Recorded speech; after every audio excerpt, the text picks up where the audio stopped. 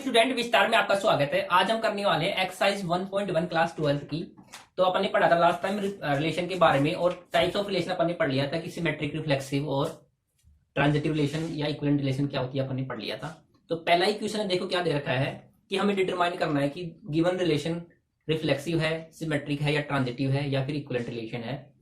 तो पहले का पहला पार्ट क्या दे रखा है कि कोई रिलेशन डिफाइन हो रखी है सेट ए के अंदर। तो सेट ए क्या है 1 2 3 4 13 14 यानी कि 1 से लेकर 14 तक एलिमेंट है।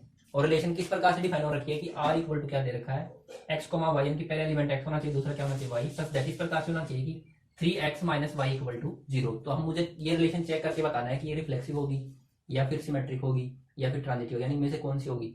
तो सबसे पहला अपना होता है फॉर रिफ्लेक्सिव।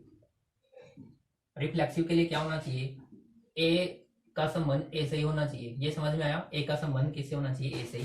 तो अगर मैं यहाँ पे इसको सोल्व करना चाहूँ तो 3x इक्वल टू वाई आएगा, यानी कि अगर x की वैल्यू मैं अगर यहाँ पे देखो एरो डायग्राम से देखो, अगर मैं x की वैल्यू 1 पुट करता हूँ तो y की वैल्यू क्या मिलेगी 3 मिलेगी। 2 रखूंगा तो कितना मिलेगा 6 मिलेगा।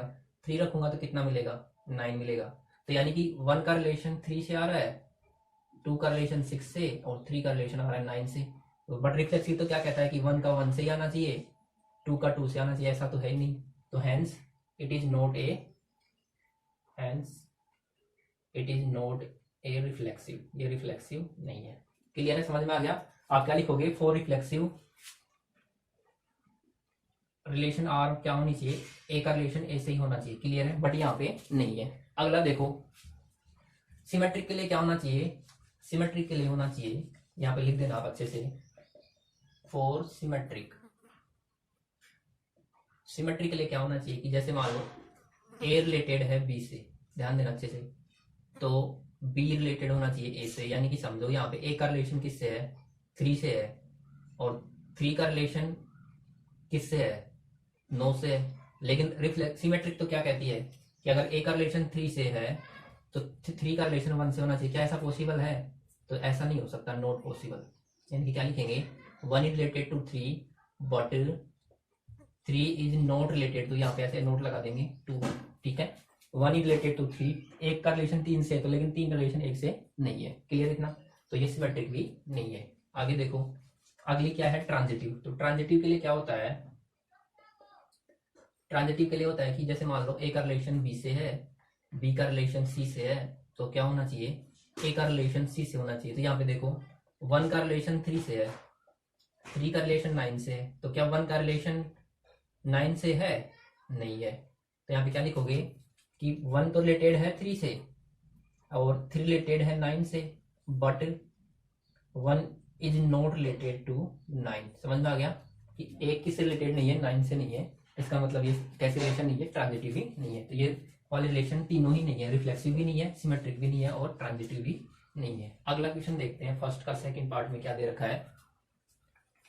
ए relation R in the set of N natural number, किस पे है एन नेचुरल नंबर पे डिफाइन हो रखी है।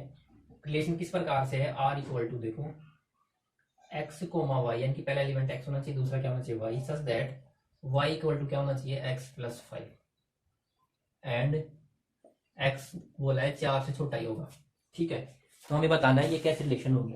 तो समझो एक्स 4 से छोटा होगा, इसका मतलब देखो अगर यहाँ पे मैं अगर सेट लिखना चाहूँ 1 2 3, ठीक है, ये 3 एलिमेंट ही आएंगे इधर। अब इनका रिलेशन मुझे देखना है क्या किस प्रकार से आना चाहिए कि y equal to X plus 5 आना चाहिए। y इक्वल टू कितना आना चाहिए x प्लस 5 आना चाहिए। यानी कि अगर मैं x की वैल्यू 1 रखूंगा तो y की वैल्यू कितनी आएगी 6। तो 1 का रिलेशन किससे होना चाहिए 6 से, यानी कि 1 किससे कनेक्टेड होगा 6 से। फिर अगला देखते हैं 2 रखेंगे तो 2 का रिलेशन किससे आएगा 7 से, 3 का रिलेशन किससे आएगा 8 से। ठीक है, समझ में आया।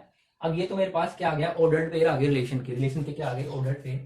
तो रिलेशन को अगर मैं लिखना चाहूँ तो ऑर्डर पेयर में क्या बनेगा 1 का रिलेशन बनेगा 6 के साथ, 2 का 7 के साथ एंड 3 का 8 के साथ, ये आ गया। अब रिफ्लेक्सिव के लिए क्या होना चाहिए, रिफ्लेक्सिव के लिए होना चाहिए 1 का रिलेशन 1 से ही होना चाहिए, 2 का रिलेशन 2 से होना चाहिए, लेकिन ऐसा नहीं है। तो ये क्या है रिफ्लेक्सिव भी नहीं है। सिमेट्रिक के लिए क्या होना चाहिए, सिमेट्रिक के लिए मान लो 1 का रिलेशन 6 से है तो 6 का रिलेशन 1 से होना चाहिए, लेकिन ऐसा नहीं है। 6 का रिलेशन 1 से नहीं है ना यहाँ पे, तो ये सिमेट्रिक भी नहीं है। अगले देखते हैं ट्रांजिटिव। ट्रांजिटिव क्या कहती है कि अगर मान लेते हैं 1 का रिलेशन 6 से है तो 6 का रिलेशन किसी से होना चाहिए था, लेकिन यहाँ पे डिफाइन नहीं हो रखा। ठीक है, मान लेते हैं 6 का रिलेशन, अगर यहाँ x 4 से बड़ा होता तो क्या आता है यहाँ पे 6 का रिलेशन, मान लो अगर यहाँ पे 6 रखते 4 से बड़ा होता, थोड़ी देर के लिए समझना, 4 से बड़ा तो 6 का रिलेशन किससे आता, 11 से आता। तो यहाँ पे 1 का रिलेशन भी 11 से आना चाहिए था, लेकिन ऐसा नहीं है, ऐसा नहीं आ पाएगा। तो ये ट्रांजिटिव भी नहीं है। समझ में आ गया? ना तो रिफ्लेक्सिव है, ना सिमेट्रिक है, ना ही ट्रांजिटिव। चेक करने के लिए सबसे आसान तरीका है ऑर्डर्ड पेयर बना लो। अगर ऑर्डर्ड पेयर नहीं बन रहे तो उसके अकॉर्डिंग चलेंगे अपन। क्लियर इतना? अगला देखते हैं क्वेश्चन नंबर 3। क्वेश्चन नंबर 3 में देखो, relation R in a set A, कोई सेट ए के अंदर डिफाइन हो रखी है। सेट ए में कितने एलिमेंट हैं? 1 2 3 4 5 कहाँ गया 6, 6 एलिमेंट है। और आर क्या डिफाइन हो रखी है? रिलेशन आर कैसे है? x, y such that y is divisible by x। y क्या होना चाहिए? x से डिविजिबल होना चाहिए।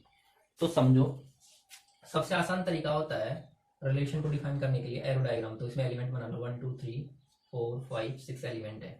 तो ये तो हो गया अपना x, और ये क्या हो गया y। अब समझो क्या कहना चाह रहा है, ये इधर भी लेते हैं अपन, 1 2 3 4 5 6। ठीक है, सेट ऐसे भी डिफाइन हो रखी है, y is divisible by x। तो समझो 1 तो 1 से डिविजिबल होगा ही, हर एक एलिमेंट खुद से डिविजिबल होगा, बिल्कुल होगा। ठीक है, इतना समझ में आ गया? तो रिफ्लेक्सिव तो हो जाएगी यहाँ पे, क्या हो जाएगी? रिफ्लेक्सिव के लिए क्या होना चाहिए? 1 का रिलेशन 1 से होना चाहिए, 2 का रिलेशन 2 से होना चाहिए, 3 का रिलेशन 3 से होना चाहिए, एंड सो ऑन। तो रिफ्लेक्सिव तो हो जाएगी, क्योंकि एवरी नंबर, यहाँ पे लिख सकते हो आप, every number is divisible by itself, खुद से डिविजिबल है, हर एक नंबर खुद से क्या है? डिविजिबल है। अगला देखते हैं सिमेट्रिक। अगला क्या है? सिमेट्रिक। सिमेट्रिक के लिए चेक करते हैं अपन। सिमेट्रिक में क्या हो जाएगा कि जैसे मान लो 1 का रिलेशन 2 से, मैंने बताया था, तो क्या कह रहा है कि y is divisible by x। तो सिमेट्रिक के लिए समझो, अगर मैं यहाँ पे सिमेट्रिक बनाना चाहूं, समझना अच्छे से, इसको मिटा देता हूं अभी। y डिविजिबल होना चाहिए x से, यानी कि 2 है वो डिविजिबल होगा 1 से। क्लियर है?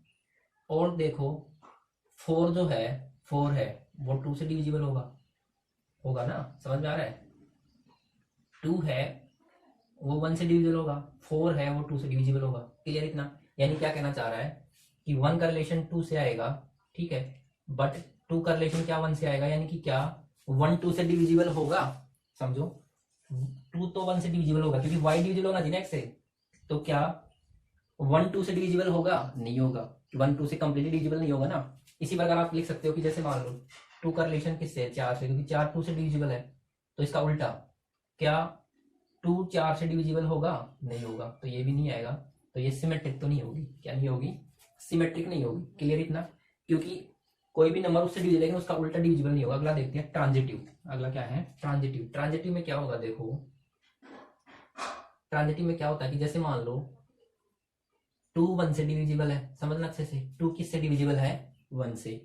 ठीक है, 4 2 से डिविजिबल है, तो 1 4 1 से डिविजिबल होगा। इतना समझ में आया? क्लियर इतना? एक एग्जांपल और लेते हैं। 1 जो है वो किससे डिविजिबल है? सॉरी, 3 जो है वो 1 से डिविजिबल है। 3 किससे डिविजिबल है? 1 से। ठीक है, 6 जो है वो 3 से डिविजिबल है, तो 1 भी 6 है वो 1 से भी डिविजिबल होगा। समझ में आया? इसी प्रकार आप और किसका रिलेशन ले सकते हो? 3 का मैंने ले लिया कि भाई 3 जो है वो 6 से डिविजिबल है, ठीक है, और 1 जो है 3 जो है 1 से डिविजिबल है, तो 1 6 से डिविजिबल भी होगा, बिल्कुल। तो ये क्या हो जाएगी? ट्रांजिटिव भी हो जाएगी। क्लियर इतना? ठीक है, तो ये कौन कौन से रिलेशन आ गए? ये रिफ्लेक्सिव भी है और ट्रांजिटिव है, सिमेट्रिक नहीं है। क्लियर इतना? तो ये अपन ने कर लिया कितने क्वेश्चन? क्वेश्चन 3 कर लिए फर्स्ट पार्ट के। बाकी क्वेश्चन अपन करेंगे नेक्स्ट लेक्चर में। आज के लिए बस इतना ही। Thank you.